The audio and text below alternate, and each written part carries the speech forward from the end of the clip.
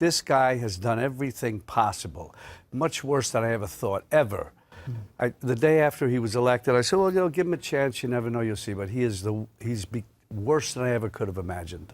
I wonder, as an actor, do you ever look at the president and think he's performing, like he's playing an act or something? In some ways, I think he is, but I think that it's, as I think some of these other pundits on Fox are too, because I can't believe that they would actually buy into this craziness. This guy should not be president, period. And when you say that, folks on Fox come after you. I remember the Tonys when you got up there and cursed.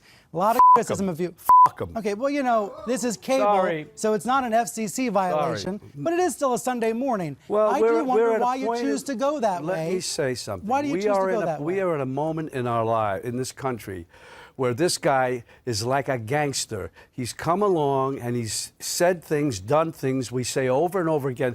This is terrible. We're in a terrible situation. We're in a terrible situation. And this guy just keeps going on and on and on without being stopped. The president tweeting just moments ago about the whistleblower. He writes, like every American, I deserve to meet my accuser, especially when this accuser, the so-called whistleblower, represented a perfect conversation with a foreign leader in a totally inaccurate and fraudulent way. David Gergen is a CNN senior political analyst. He was an advisor to Presidents Nixon, Ford, Reagan, and Clinton. David, what's your reaction?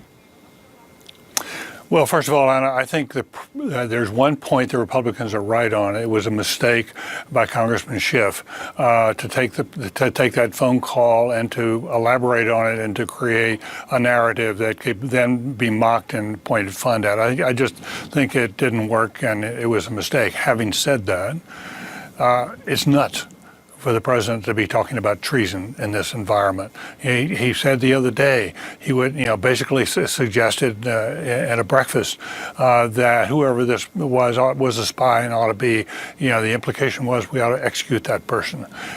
There is a very good chance that the name of this whistleblower is going to get out one way or the other in the next 2 or 3 weeks. If somebody goes after him, the blood is going to be on the hands of the president. Those words simply give license to crazy people to go after someone they think is an enemy of the people.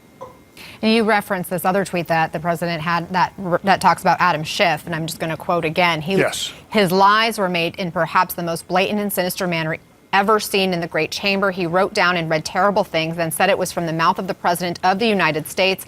I want Schiff questioned at the highest level for fraud and treason. I mean, we've heard him say now, referring to whoever gave the spy information or the whistleblower information, that they were like a spy, and you know what we used to do with them in the old days. Now he's talking about treason and fraud with the chairman of the House Intelligence Committee. It's unheard of. It is absolutely unheard of. It's bizarre, and it goes way beyond the norms. And it's dangerous for the president. I mean, in terms of trying to win people to his side and maintain public support, which is slipping away from him. To do that, to go, to raise those kind of questions, to take hyperbole to that level in such a threatening way, is just sort of nuts. You say you have lost over $400,000 since President Trump came in office. I mean, that is stunning. Tell us what it's been like for you and for other farmers during the president's trade war.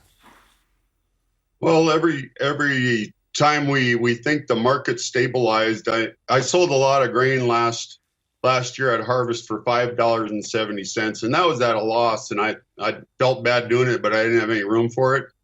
Well, it ended up that was an awful good move, and right now our market is $3.96 here locally. So it's at $4.40 a bushel. I lost $70 an acre just putting my crop in this year. Wow. And now we're down to $3.96. Wow. How do you feel about the administration's $16 billion farm bailout, though? Well, this one's a lot fairer than the last one. I think the last one, top 10% farms took 70% of that payment. So it was kind of a payback to the buddy type of thing. But this one's set up better, but it's somewhat confusing because the county I'm in, we're going to get $15 an acre back. And there's other counties in our state that are going to get over $50 an acre.